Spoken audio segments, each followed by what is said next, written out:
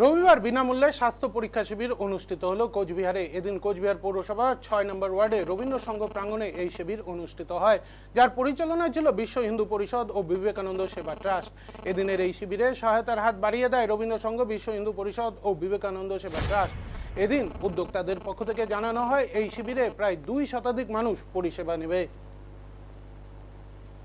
কোচবিহারে বিনামূল্যে স্বাস্থ্য পরীক্ষা শিবির অনুষ্ঠিত হলো রবীন্দ্র সংঘ প্রাঙ্গণে। এদিন কোচবিহার পৌরসভার ৬ নম্বর ওয়ার্ডে এই শিবির অনুষ্ঠিত হয়।